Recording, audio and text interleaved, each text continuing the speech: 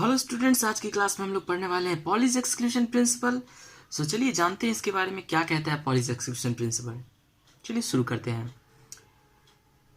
It's explains about the feeling of electrons in N orbital.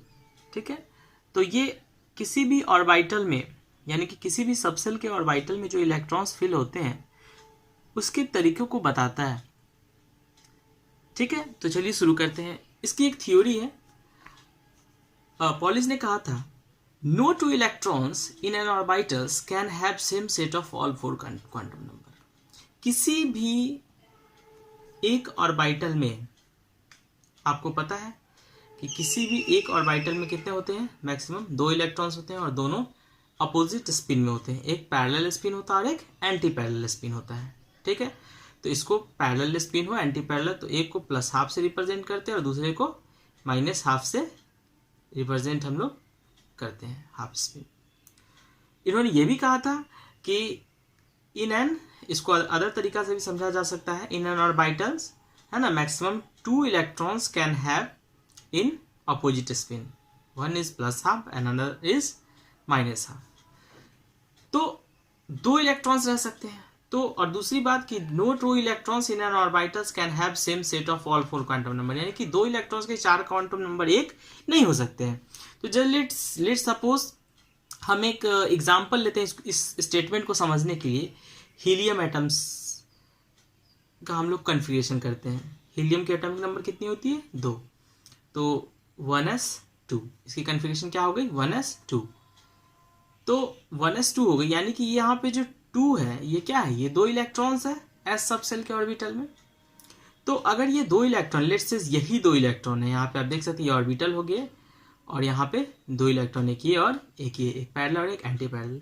तो इसके अगर हम चारों क्वांटम नंबर लेते हैं, 4 क्वांटम नंबर अगर लेते हैं इस इलेक्ट्रॉन्स की, पहले वाले इलेक्ट्रॉन्स की, let's say n, l, m और s 4 क्वांटम नंबर हो गए।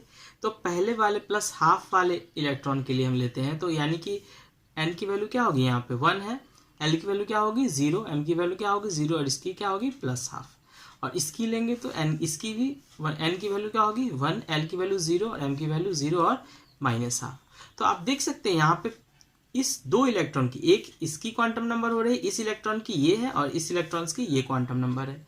तो इसकी 3 क्वांटम नंबर तो एक है, n की वैल्यू सेम है, l की वैल्यू दोनों इलेक्ट्रॉन की सेम है और m की वैल्यू दोनों इलेक्ट्रॉन की सेम है, लेकिन जो चौथा क्वांटम नंबर है वो अलग है, +½ एंड -½ तो यही स्टेटमेंट ये कह रहा है कि no 2 electrons in an orbitals can have same set of all 4 quantum number. तो किसी भी इलेक्ट्रॉन्स की, वेदर वो मॉलिक्यूलर ऑर्बिटल में हो या फिर एटॉमिक ऑर्बिटल में हो, तो किसी भी ऑर्बिटल में जो इलेक्ट्रॉन्स होंगे वो 2 इलेक्ट्रॉन्स होंगे और दोनों अपोजिट स्पिन में होंगे और उनकी चूंकि चारों क्वांटम नंबर सेम नहीं होते हैं, इसलिए 2 इलेक्ट्रॉन्स होंगे और दोनों अपोजिट स्पिन में होंगे। यानी कि अनदर वर्ड्स हम लोग समझ सकते हैं कि ये समझा जा सकता है कि इन an orbitals maximum 2 electrons in anti spin, opposite spin, one is +½ and another is -½ and can have. ठीक है, आप मेरी बात को समझ सकते हैं, काफ़ी आसान है ना ये स्टेटमेंट।